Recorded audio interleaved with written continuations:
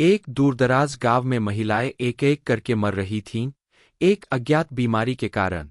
उनके निर्जीव शरीर अजीब शांति में पाए जाते, लेकिन उन पर अजीब निशान होते थे। घुमावदार, गहरे धब्बे, जो सांप की त्वचा के रंग जैसे दिखाई देते थे। ये निशान न तो गहरे घाव थे, न ही दांतों के निशान, बल्कि लगभग प्राकृतिक चित्र थे, जो उनके ब्रा, जांघों या गले के चारों ओर शापित अंगूठियों जैसे घूमते हुए दिखते थे। यह दांतों के निशान नहीं है, ये संकेत है। बुजुर्ग लोग फुसफुसाते थे। गांव को एक अदृश्य बुराई ने छुआ है। इलाज करने वाले लोग जवाब देते, असहाय।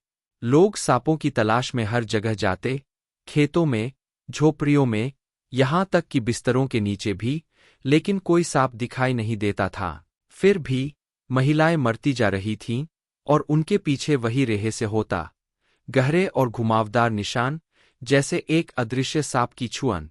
मरने से पहले एक अजनबी नामक सिरो गांव में आया था। वह एक आकर्षक व्यक्ति था, जिसकी उपस्थिति इंसानियत और अलौकिकता दोनों का मिश्रण लगती थी। उसकी त्वचा गहरी और चिकनी थी, जो सूरज में चमकती थी, जैसे गीली चट्टान का हल्का सा चमक। उसकी आंखें, काली और पैथने वाली, कुछ हिप्नोटिक जैसी थीं, जैसे वह किसी के भीतर की गहराई को पढ़ सकता था। सिरो बहुत कम बोलता था। वह जंगल के किनारे एक पुराने अबैंडन घर में रहता था और अकेला था। दिन बीतते गए, लेकिन वह हर किसी को आकर्षित करता था। महिलाएं, शादीशुदा या अविवाहित, जब वह बाजार में या नदी के पास दिखाई देता, तो अपनी आंखें नहीं हटा पाती। उसकी उपस्थिति सम्मोहक, अविरोधी लगती थी। इसमें कुछ अस्वाभाविक है। एक बूढ़ा व्यक्ति फुसफुसाता है, जैसे कोई साया जो उसे पीछा करता है, लेकिन कोई भी नहीं सुनता। और फिर महिलाएं रात के समय गायब होने लगीं, और सुबह के समय मृत पाई जाती। जो शव पाए गए, वे हमेशा वही निशान दिखाते थे, ऐसे निशान जो त्वचा के नीचे पुराने समय से बनते हुए लगते थे, घुमावदार और गहरे, जैसे सांप के पैटर्न। कुछ ने इसे शाप माना, तो कुछ ने इसे एक आत्मा का हमला समझा। महिलाएं जो सिरों के पास जाती थीं, जो उसकी आंखों या मीठे शब्दों के प्रभाव में आ जातीं, हमेशा अगली शिकार होती। लेकिन कोई भी तुरंत संबंध नहीं समझ पाता। पुरुष व्यस्त थे अदृश्य सांपों की तलाश में, और महिलाएं सिरों जैसे अजनबी के आकर्षण से बंधी रहती थीं। केवल मामा न्या, गांव की एक पुरानी हीलर, सिरों को संदिग्ध निगाहों से देख रही थी। यह आदमी अकेला नहीं है, उसने एक शाम में फुसफुसाया। कुछ पुराना कुछ ने इसे अपना निवास बना लिया है। लेकिन उसके चेतावनियों को नजरअंदाज किया गया, क्योंकि कोई यह विश्वास नहीं कर सकता था कि एक साधारण आदमी इतनी बुराई का कारण बन सकता है। बुजुर्गों ने पास के गांवों से तंत्र-मंत्र करने वाले और जादूगर बुलाए।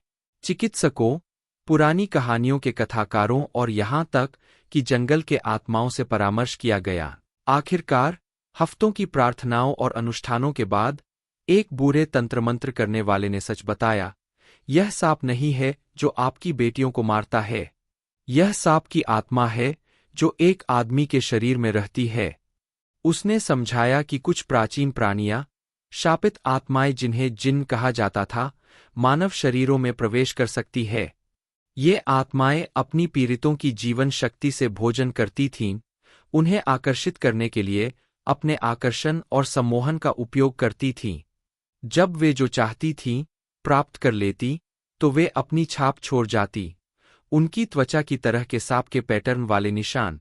जिस आदमी को आप खोज रहे हैं, वह आपके बीच है, तंत्रमंत्र करने वाला बोला। वह आपकी महिलाओं को मोहित करता है और उन्हें सेक्स के जरिए मारता है। गांव वाले अब सिरों की ओर मुड़ गए। जो अभिवादन पहले सम्मोहक थे, अब अविश्वास में बदल गए थे।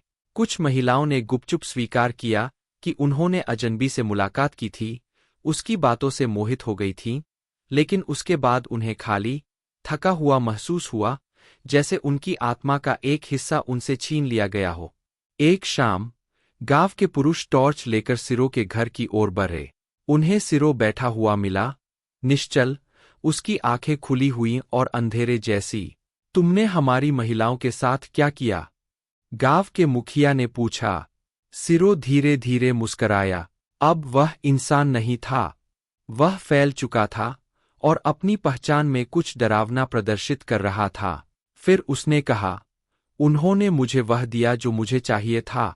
मैं वह प्राचीन आत्मा हूं जो हमेशा से है। आपकी महिलाएं मेरी थीं। तभी उसके हाथों और गले पर गहरे, चमकते हुए पैटर्न उभरने लगे जो मृतकों के शरीरों पर पाए गए निशानों जैसे थे। पुरुषों ने उस पर हमला किया, उसे उसके घर से खींच लिया और उसे जंजीरों में जकड़ लिया। बूढ़ा तंत्रमंत्र करने वाला आगे बढ़ा और सांप की आत्मा को निकालने के लिए मंत्र पढ़ने लगा।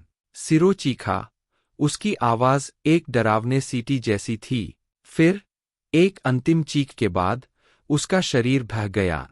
गहरे निशान गायब हो गए और उसकी आंखें फिर से खाली हो गईं। आत्मा ने अपना शरीर छोड़ दिया था। गांव ने सिरो के घर को जला दिया और उसकी राख नदी में बहा दी। लेकिन बुजुर्ग लोग उसकी कहानी आने वाली पीढ़ियों को सुनाते रहे। सांप की आत्मा हमेशा ताक में रहती है। धोखेबाज सुंदरता की पुकार से बचो, क्योंकि प्राचीन आत्माएं कभी सच में नहीं मरती। वे कहीं किसी शरीर का इंतजार करती है। उस दिन से कोई भी महिला अजनबी के पास नहीं जाती बिना सुरक्षा की प्रार्थना करे। और जब रात में हवा चलती तो कुछ लोग अभी भी एक धीमी सीटी सुनने का दावा करते थे जो अंधकार में बह रही थी। मैं वापस आऊंगा।